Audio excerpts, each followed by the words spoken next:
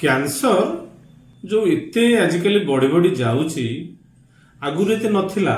जदि आपण निजे भी एनालिसिस करिवे गूगल रे भी सर्च करके देखिवे ताल देखिवे किछि वर्ष पूर्वरु किछि दशंधि पूर्वरु बा किछि 100 वर्ष पूर्वरु कैंसर रोगी संख्या एते नथिला। धीरे धीरे कैंसर रोगी संख्या बहुत परिमाण रे बढ़ी बढ़ी जाउची। यार मेजर कॉज जोटा होची सेटा होची ए जो मॉडर्न लाइफस्टाइल रो जिते सब अलिया जेमती टेंशन्स एंगर जेलसी मु कही आगु गोटे भिडियो भी कथा कही। तापर आसছে हमर खाद्य।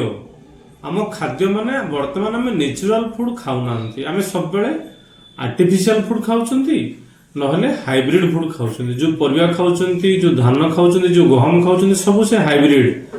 तो हाइब्रिड मीन्स सेटा गोटे आम बॉडी भितर निश्चित भाव में बड़ बड़ समस्या तैयारी करिवो। यही होची दीटा मेजर कॉज बर्तमान कैंसर रो।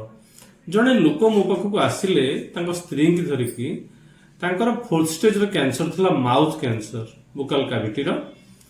तो सी कहिले जे मोर डेली गुटका पान मिसिकी 50-100 खंडा हबो। तापर मोर खाया पीबार ठीक ठाक नाही किंतु मोर किछि हलानी। मो स्त्री जे कि पियाज रसुण भी खाती तांकर माउथ कैंसर हो से केबे गुटका पान तो छाड़ पियाज रसुण भी खाती। तो ये गोटे फैक्टर होची आमे जो कहूछु जे पान बीड़ी गुटका रोगर कारण हाँ जिमिति डायबिटीज रो कारण चीनी नुहे।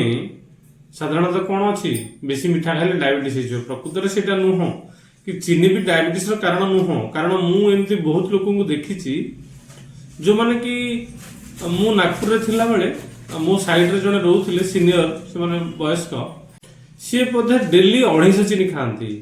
ता मिसेस तो ओसो ए कहले जे मौसा डेली 250-300 लेखा चीनी खाइ देन डेली तंगर एते चीनी किछि तंगर रोग वैराग नाही।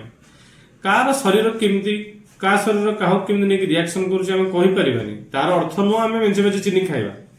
तो कथाटा होउची मु जति कि मोर ये 20-22 वर्ष एक्सपीरियंस जानिलिनी जे प्रकृत रे दीटा मेजर कॉज आम लाइफ रो आम जते सारा रोग रो सेटा होची हमर खाद्य माने आर्टिफिशियल हाइब्रिड खाद्य। द्वितीय होची हमर मानसिक स्तर रे हम पूरा स्थिर नांतियो पूरा अस्थिर।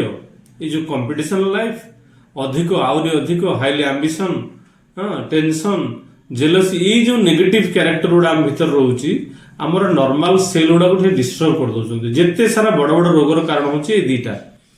आमे क्लिनिक रे वर्तमान एबे स्टार्ट करछु इम्यूनोथेरापी माने आमे चेष्टा करछु वर्तमान जेते सारा क्रिटिकल केस सब अछि जोटा कि एते सहज रे मेडिसिन रे भलो होनी ताकू केमते आमे इम्यूनोथेरापी माध्यम रे भलो करबो।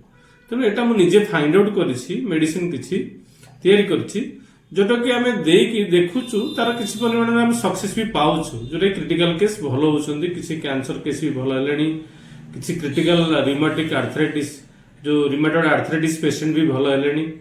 तनो सेही हिसाब रे मु भाबुछि बेसिक जिंस जोटा आमे चेष्टा करबा हम लाइफस्टाइल के हम ठीक करिया पई सब बेले संतुष्ट रहबा अल्प के संतुष्ट रहंतु मन को अस्थिर करंतुनी आ चेष्टा करंतु जदि संभव निज बाड़ी बगीचारे किछि किछि पनिपरिवा लगांतु देशी मंजीरे एवं अल्प हो बरं भल खाद्य खांतु। निश्चित भाव में गोटे जीवन आम शांति बंची जीवा।